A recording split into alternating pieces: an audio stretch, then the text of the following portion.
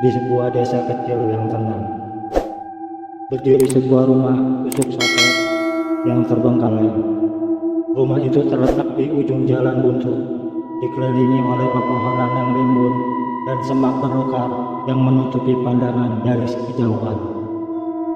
Orang-orang desa menyebutnya rumah tusuk sate karena terletak yang seperti tusukan pada jalan yang lurus itu.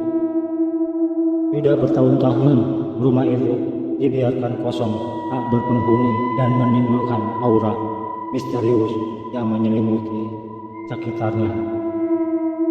Konon, rumah itu pernah dihuni oleh sebuah keluarga yang kaya raya. Namun, suatu malam, keluarga itu menghilang tanpa jejak.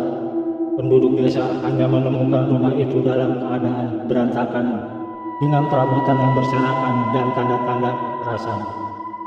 Sejak saat itu, tidak ada yang berani mendekati rumah tersebut, karena mereka sering mendengar suara-suara aneh dan melihat bayangan-bayangan yang bergerak di dalam rumah itu pada malam hari. Cerita tentang hantu wanita berambut panjang mulai menyebar. Beberapa saksi mata mengaku melihat seorang wanita berpakaian putih dengan rambut panjang terurai berjalan-jalan di sekitar rumah pada malam hari. Wanita itu tampak seperti sedang mencari sesuatu atau seseorang. Wajahnya pucat dan matanya kosong, membuat siapapun yang melihat merasa merinding dan ketakutan.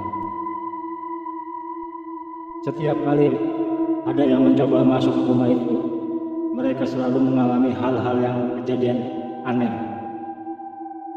Ada yang tiba-tiba merasa pusing dan mual, ada yang mendengar suara tangisan, dan ada pula yang merasa seperti diawasi. Penduduk desa percaya bahwa rumah itu memang dihuni oleh roh-roh yang tidak tenang, dan hantu wanita berambut panjang adalah penunggu utamanya.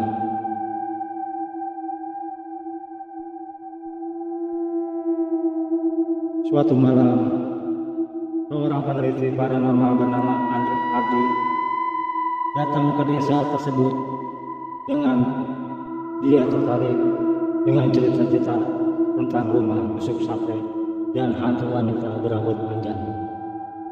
Hardy bertekad untuk mengungkap misteri yang menyelimuti rumah tersebut.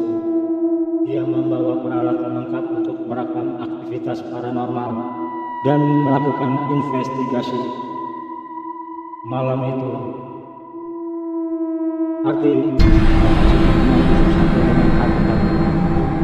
lampu senter di tangan menerangi lorong-lorong gelap yang penuh debu. Hardy mulai merekam setiap sudut rumah, berharap bisa menangkap bukti keberadaan hantu tersebut. Dia merasakan hawa dingin yang menyelimuti seluruh tubuhnya dan sesekali mendengar suara langkah kaki yang pelan namun jelas. Di ruang tamu, Hardy menemukan sebuah foto keluarga yang sudah usang. Foto itu menunjukkan seorang pria, wanita, dan seorang anak perempuan.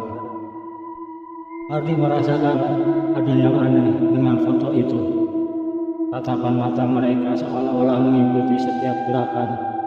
Tiba-tiba lampu senter berkedip-kedip dan padam. Dalam kegelapan, dia mendengar suara bisikan yang sama, "Tolong aku." Hardy mencoba menyalakan kembali senter itu, namun gagal. Dia merogoh tasnya untuk mengambil senter cadangan, namun saat itulah dia melihat di sudut ruangan berdiri seorang wanita dengan rambut panjang terurai, mengenakan gaun putih yang lusuh. Wanita itu menatapnya dengan mata yang penuh kesedihan. Ardi terkaku, tidak bisa bergerak. Wanita itu perlahan mendekati Ardi. Suara tangisan semakin jelas terdengar. "Tolong aku, kembalikan anakku," katanya dengan suara parau. Ardi merasa ketakutan, namun dia tahu ini adalah kesempatan untuk mengetahui lebih banyak. "Siapa kamu? Apa yang terjadi di sini?" tanya Ardi dengan suara gemetar. Wanita itu berhenti beberapa langkah di depan Ardi. "Aku adalah penghuni rumah ini. Kami dibunuh dengan kejam dan anakku diambil dari kami. Aku tidak bisa tenang sampai aku menemukan dia," jawab wanita itu. Air mata mengalir di wajahnya yang pucat. Ardi merasa simpati dan berjanji akan membantunya.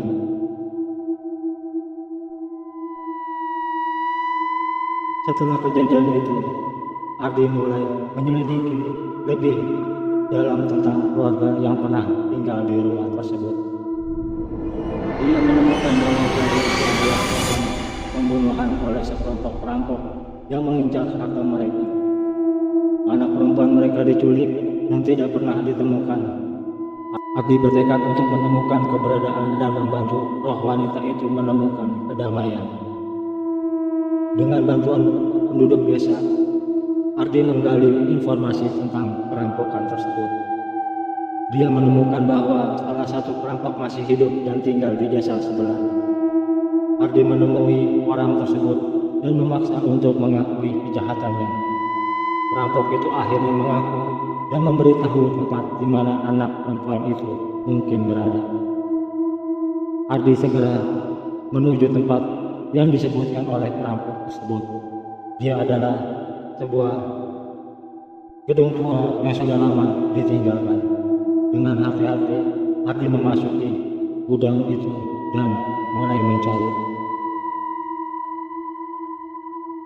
Dia menemukan sebuah kamar kecil yang tersembunyi di bagian belakang gudang. Di dalam kamar itu, dia menemukan tulang belulang yang sudah hancur bersama dengan sebuah boneka yang sudah usang. Ardi menemukan dan merasa sangat sedih dan terpukul melihat pemandangan itu. Dia membawa tulang belulang dan boneka tersebut kembali ke rumah tusuk sate. Saat dia tiba di rumah itu, wanita berambut panjang sudah menunggu di depan pintu. "Ini anakmu," kata Ardi sambil menyerahkan tulang belulang dan boneka tersebut. Wanita itu mengambil tulang belulang dan boneka dengan penuh kasih sayang. Air mata yang mengalir deras di wajahnya. "Terima kasih," kata dengan suara lembut. Perlahan-lahan tubuh wanita itu mulai menghilang. Sebelum benar-benar lenyap, dia tersenyum kepada Ardi dan berkata, "Sekarang aku bisa tenang."